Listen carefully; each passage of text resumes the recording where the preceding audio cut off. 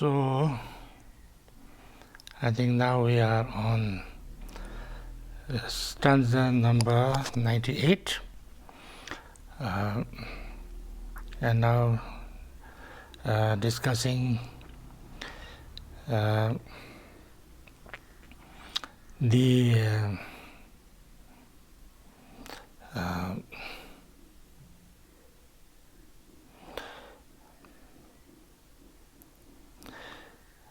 so the actual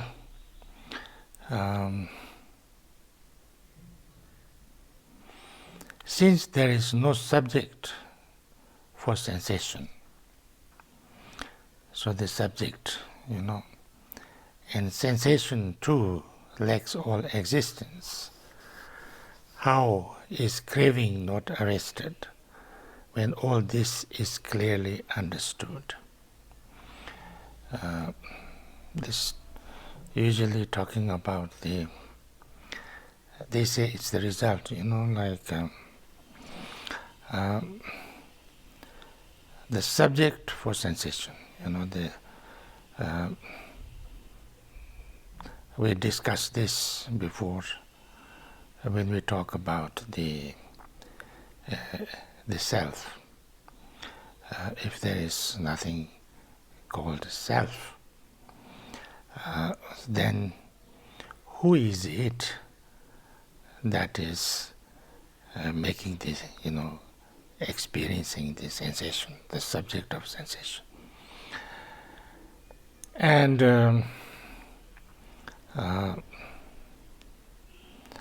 sensation too lacks all existence, and not only that, now these are all talking about in a true sense, it's not saying that we don't sense, of course we sense, but all these sensations and all these perceptions and all this, everything that we experience is happening like an illusion, like a dream. But in a true way, or in a real way, there is nothing, one thing called someone who senses it, the subject of sensation. And therefore the sensation itself, the sensation has to be that self or this subject meeting the object, and then the sensation has to happen. But neither the object, nor the subject, nor the the activity of sensing is truly,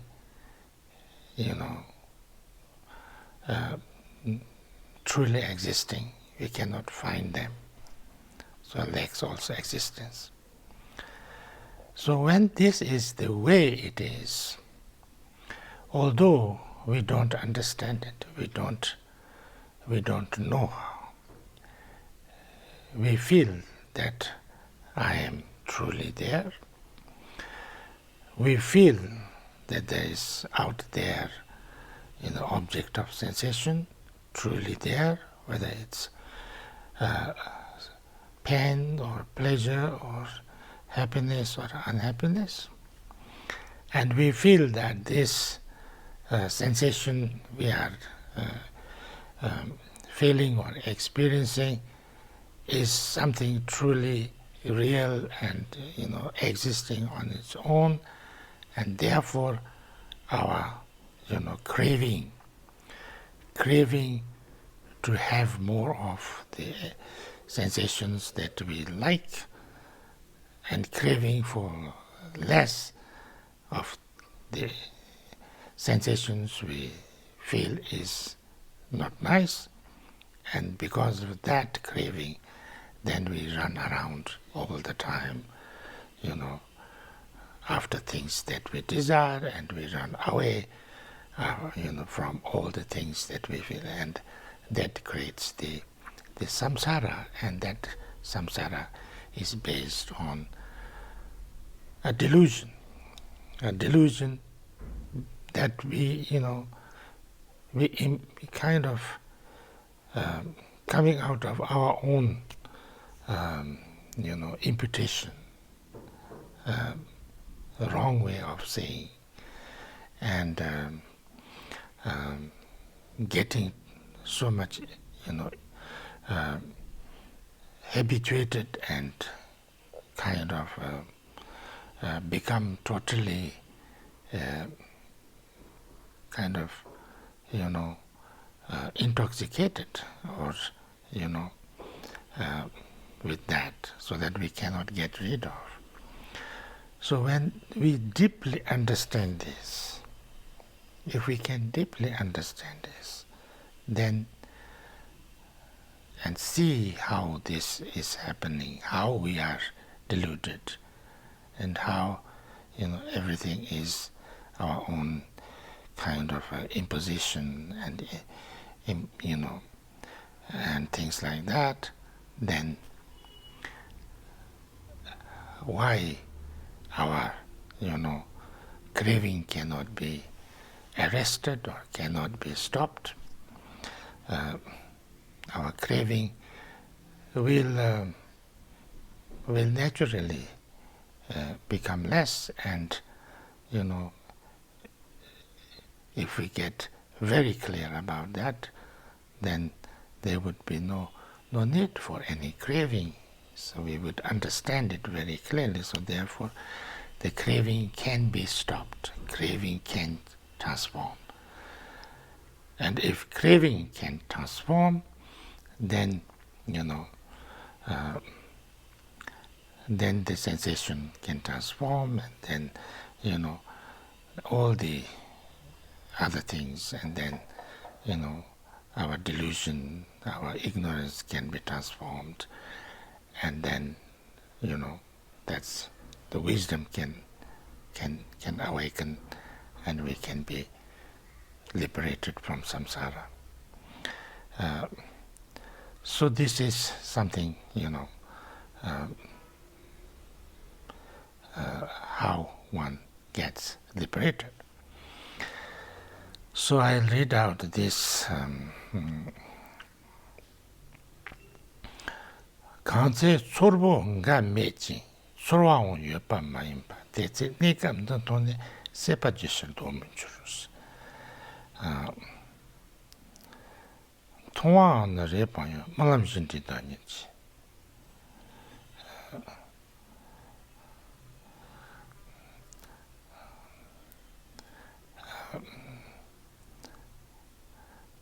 Now, 99. What we see and what we touch is stuff of dreams and mirages. So therefore, what we see, what we touch is like dream and like mirage and like illusion, actually, if you truly understand that, Now we come to, if feeling is coincident with consciousness, it follows that it's not seen thereby.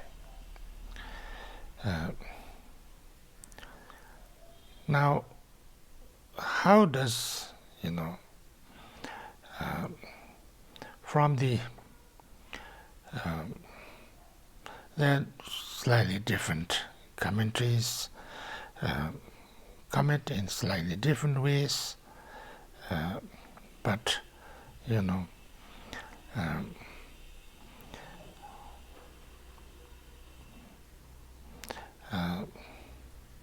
if somebody says that if that's the fourth one. The third one was, looking at the result of the sensation. Now this is looking at the existence of, this mind that is feeling. And if you say that, if there is nothing, no subject to feel or sensation of the subjects, there's no subject of sensation and no object of sensation, then how it is possible that we all experience things? So we see, we hear, we feel, we taste, we smell. Why is this possible? Now, the understanding is this is also an imputation from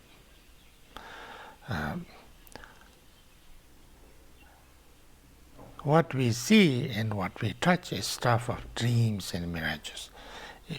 Because if feeling is coincident with consciousness, it follows that it's not seen thereby. Now, this logic is very subtle, Do we first have the contact and then actually, feel? Say like first I see something. My eyes see something nice or beautiful, or my body touches something pleasurable or unpleasurable. And then our mind says, oh, this is very nice.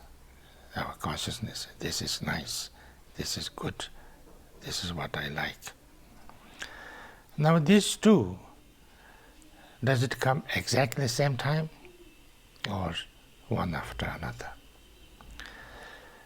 You cannot have actually, it comes, of course it is very quick in succession, but you cannot have the consciousness or the feeling of seeing or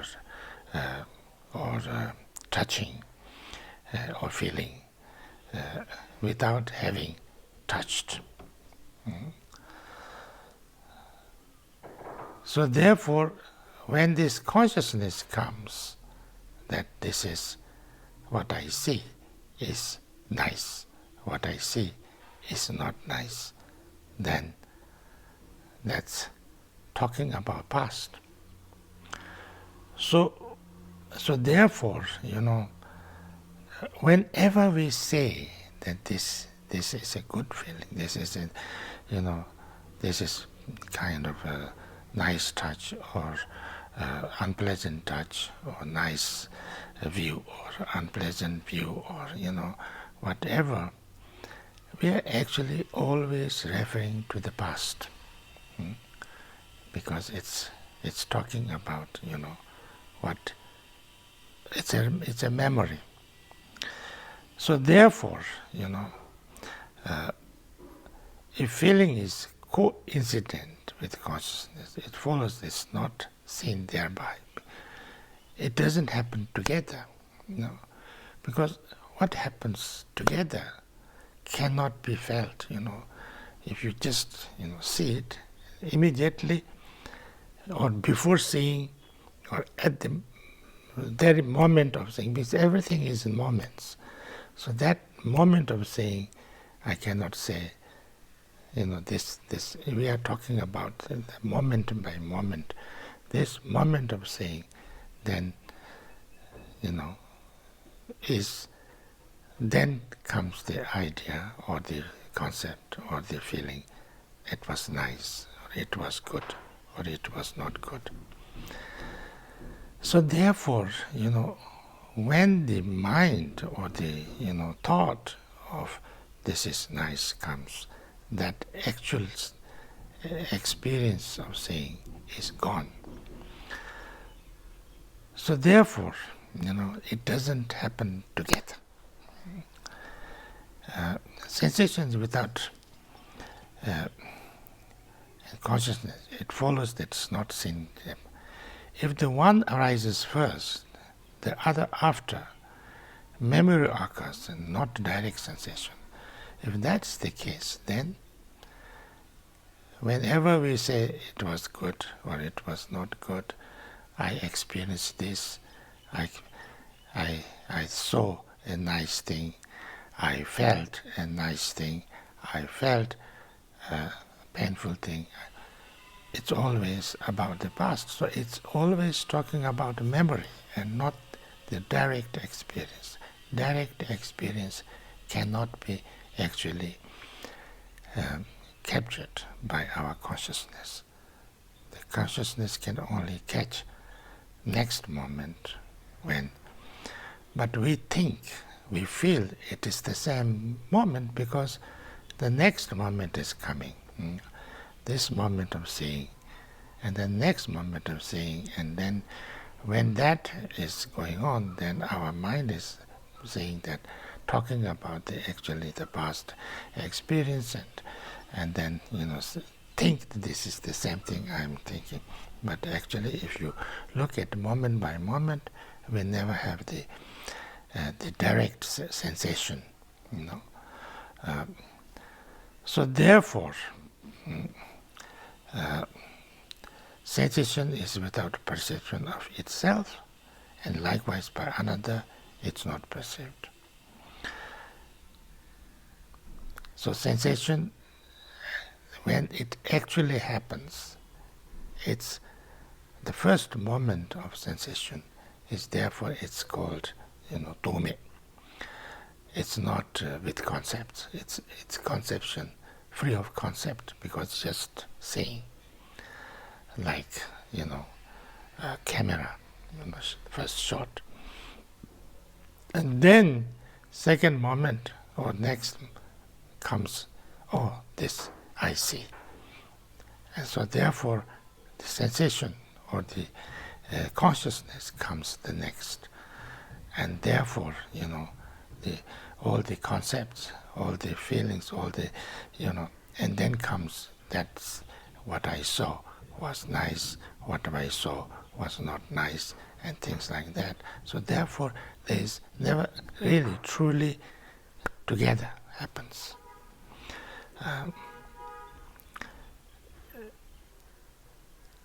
And so therefore you cannot actually see, or you cannot actually feel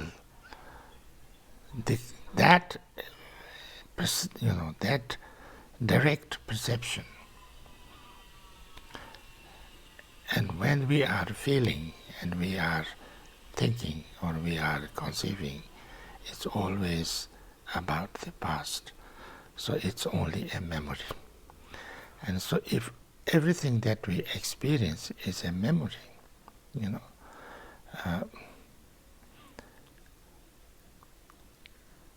then the agent of sensation is without perception of itself. It can't. And likewise, it cannot be, So if my mind or my sensation cannot experience that, then it cannot be experienced by something else. So therefore, it's just a memory. The agent of sensation has no real existence. Thus sensation likewise has no being. The sensation is an idea, an interpretation. Something appeared before my eyes, or on my feeling, on my skin, or whatever, and then it gave a kind of a message to the mind, or it created a kind of an image in the mind, because mind makes an image of itself, and when the mind sees that image, then you say it's a nice one, it's a not nice one, it's good, it's not good. So therefore it never actually directly experiences it. So the agent of sensation has no real existence. So therefore the agent, the real true sensation doesn't really happen, It doesn't have a true, real existence, Although we feel that I am actually experiencing it, but what I am experiencing is just an image that's created in my consciousness of that. So therefore, the sensation likewise is, the sensation is not really true. It's just an image, it's just an imputation.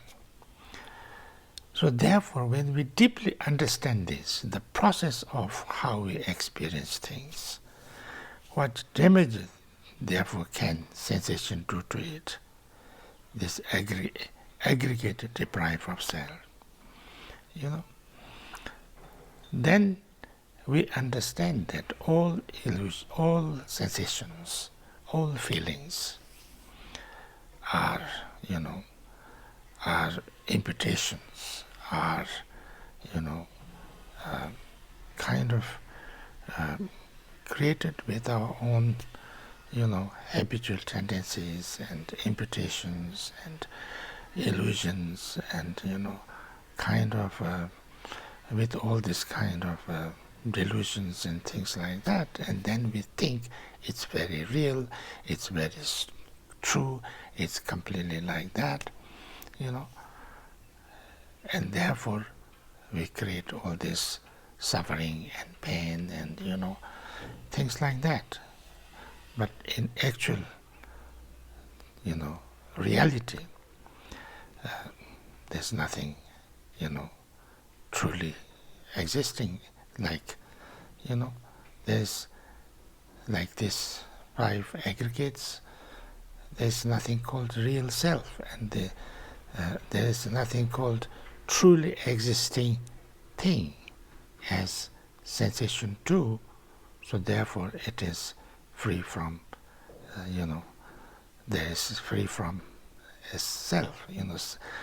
When you talk about the selflessness of the phenomena, you mean that this phenomena, any phenomena, there is nothing that is truly existing thing, neither the object of sensation, nor the sensation itself, nor the sensor itself. So therefore it's all illusion, a delusion. And as long as we don't realize, we don't recognize this, we have sensation, we are controlled by the sensations, we are very much affected by the sensations, we very much, run after good sensations and run away from bad sensations, and so therefore we can never be free from, these effects, and therefore our, the samsaric state of mind. So in order to be really free from the samsaric state of mind, we need to truly understand the way things really are, the selflessness of the phenomena. Therefore, it is so difficult because it's something that we have never experienced before, and we don't. So this is 100 and.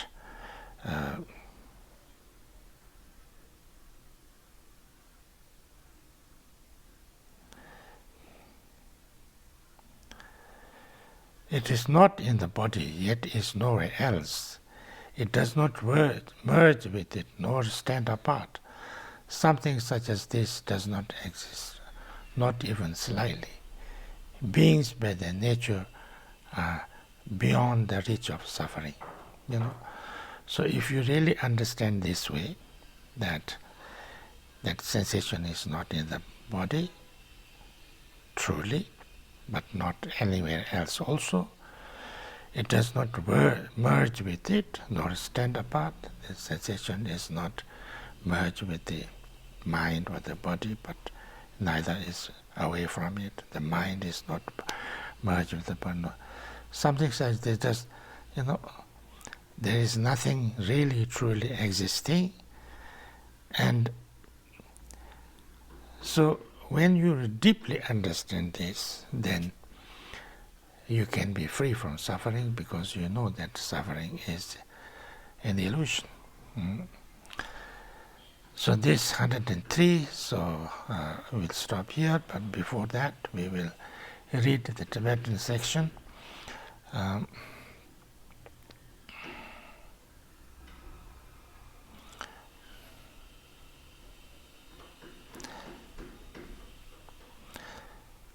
Seno nenchi si piche chorwa tenyi toma ya, ngado shimar si piche tembar jachi nyoma, rongi nonyi nyoma la, yendo kicho nyoma ya, chorwa ngayo yume de tena chorwa tenyi, tetar domi tsunda la, niyi jite nyu mi shis, nyu parsin, niyi jite nyu parsis.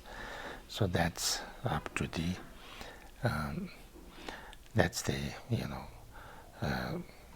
mindfulness of feeling. Thank you.